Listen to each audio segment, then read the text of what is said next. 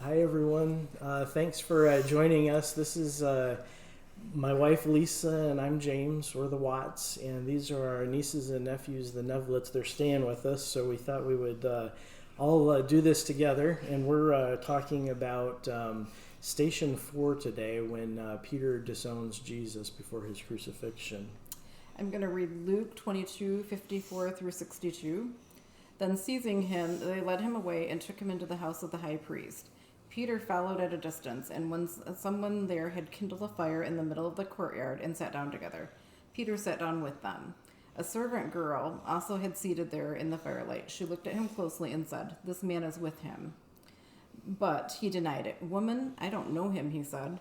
A little later, someone else said, "You are one of them." "Man, I am not," Peter replied. An hour later, he asserted, "Certainly this fellow was with him, for he is a Galilean." Peter replied, "Man, I don't know what you're talking about." Just as he was speaking, the rooster crowed. The Lord turned straight and looked at Peter. Then Peter remembered the word that the Lord had spoken to him.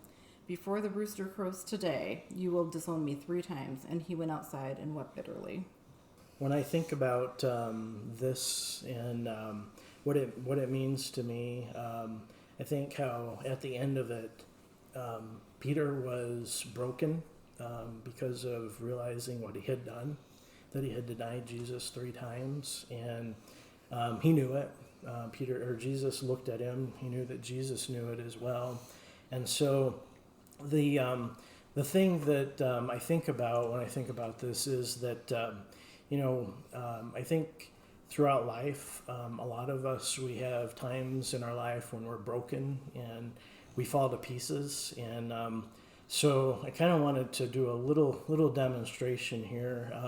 So these were the same vase. You can see there's one here that's whole, and then there's one that got hit by a hammer and it didn't do so well.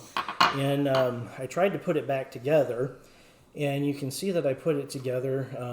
This is silicone that's holding it together, but it doesn't look like the original vase, does it? It looks kind of different, and it's got a lot of cracks in it, and it's got a lot of holes in it, and there's even pieces that are here that are not back with it, right? So when Jesus,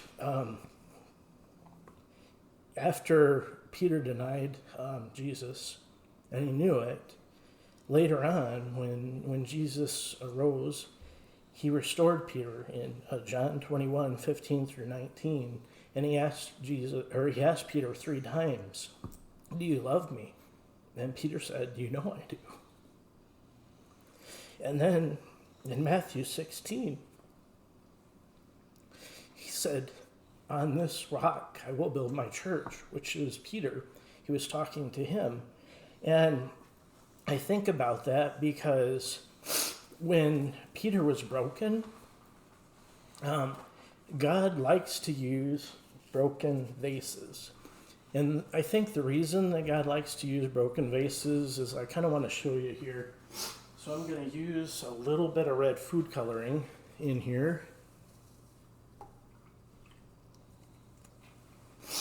And Kaya, do you want to pour some water in there? Okay. And just keep pouring.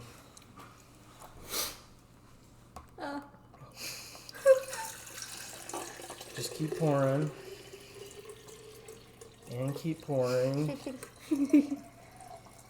And keep pouring. And keep pouring. Keep pouring. Okay, you can stop. So what do you guys notice there?